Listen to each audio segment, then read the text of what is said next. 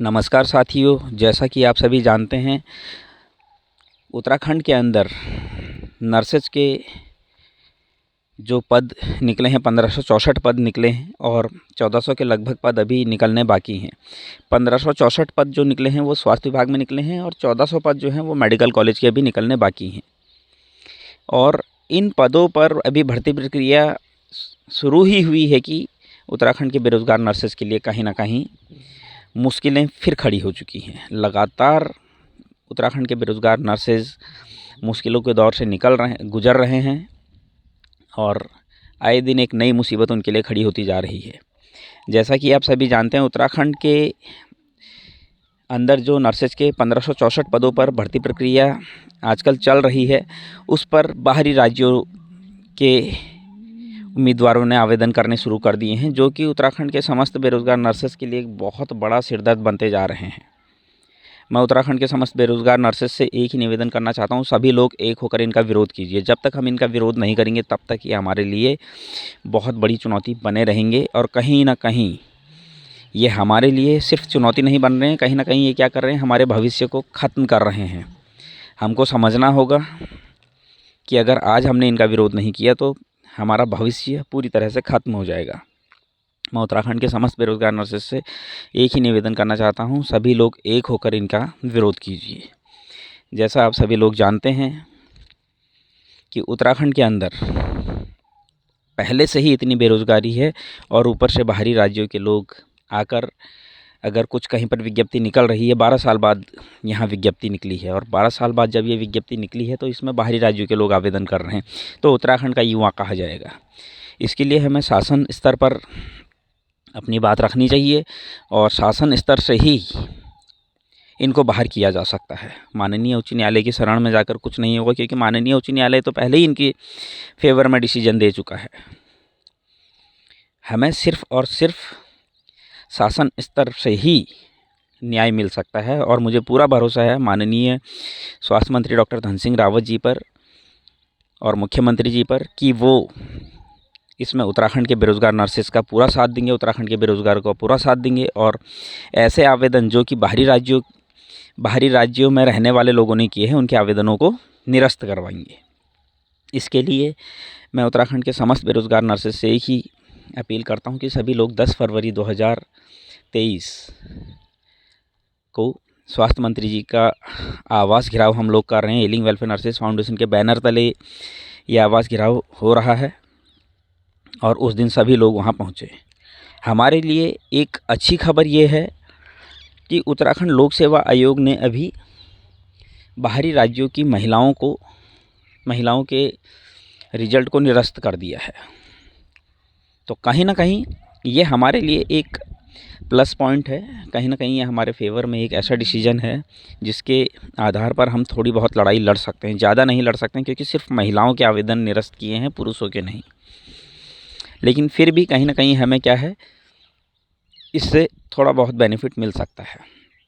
लेकिन अगर हम सभी लोग बहुत बड़ी संख्या में सरकार के पास जाकर शासन स्तर पर हम इनको बाहर करने की मांग उठाएं तो इनको शासन स्तर से बाहर किया जा सकता है। मैं उत्तराखंड के समस्त बेरोज़गार नर्सेज से बार बार एक ही अपील कर रहा हूं कि 10 फरवरी 2023 प्रातः 9 बजे मेरा शेड्यूल है जो मैंने सभी जगह भेजा है, उसमें 10 बजे लिखा है, लेकिन 9 बजे मैं इसलिए कह रहा हूं क्योंकि 10 बजे से तो प्रोग्राम स्टार्ट हो जाएगा। तो 9 बजे सभी लोग वहाँ पर एकत्र हो जाएं, हम अपनी बात रखेंगे और अगर हमारी बात नहीं मानी जाती है तो हम उग्र आंदोलन करेंगे। हमें करना पड़ेगा क्योंकि कहीं ना कहीं हमारे भविष्य का सवाल है। कहीं ना कहीं उत्तराखंड में रहने वाले बेरोज़गार नर्सेज को जिस तरह से लगातार मुसीबतें झेलनी पड़ रही है, इनसे निजात पाने के लिए हमें एक होना पड़ेगा। हमारी 4 प्रमुख मांगें हैं। एक तो मेडिकल कॉलेज के 1400 पदों को जल्द से जल्द वर्षवार नियुक्ति के द्वारा भरा जाए। दूसरा, बाहरी राज्यों से आने वाले जितने भी आवेदन करते हैं उनके आवेदनों को निरस्त किया जाए। जितने भी सरकारी कर्मचारी हैं जो एनओसी लगा रहे हैं उनके आवेदनों को निरस्त किया जाए और स्वास्थ्य विभाग के 1564 पदों पर जो भर्ती प्रक्रिया चल रही है उस भर्ती प्रक्रिया को जल्द से जल्द पूरा किया जाए। ये 4 प्रमुख मांगे हैं। अगर किसी को भी इन 4 मांगों में से किसी भी मांग से कोई दिक्कत है तो वो कमेंट्स में लिख सकता है कि ये गलत है, और कारण बता के, सिर्फ गलत लिख देना ही काफ़ी नहीं होता है, कारण भी बताए कि क्यों गलत है। और मैं उत्तराखंड के समस्त बेरोज़गार नर्सेस से एक ही निवेदन करना चाहता हूँ, सभी लोग एक हो जाएं। आज जिस तरह से माहौल बन चुका है, बाहरी राज्यों के लोग लगातार हमारे प्रदेश में आ रहे हैं और हमारे ही प्रदेश के, हमारे ही साथ के कुछ लोग उनका गुणगान कर रहे हैं, उनका सपोर्ट कर रहे हैं। तो इस तरह की हरकतें ना करें, उन लोगों का सपोर्ट ना करें। उन लोगों का सपोर्ट करके कहीं ना कहीं हम अपने ही भाई बहनों का विरोध कर रहे हैं, जो कि सरासर गलत है। हमको समझना होगा हमारे लिए क्या सही है, हमारे लिए क्या गलत है। हमको एक रहना पड़ेगा। जब तक उत्तराखंड के समस्त बेरोज़गार एक होकर लड़ाई नहीं लड़ेंगे, तब तक बाहरी राज्यों के लोग इसी तरह से हमारे प्रदेश में आकर हमारा रोज़गार हमसे छीनते रहेंगे। ये बहुत गलत हो रहा है और इस गलत का विरोध हम सबको मिलकर करना चाहिए।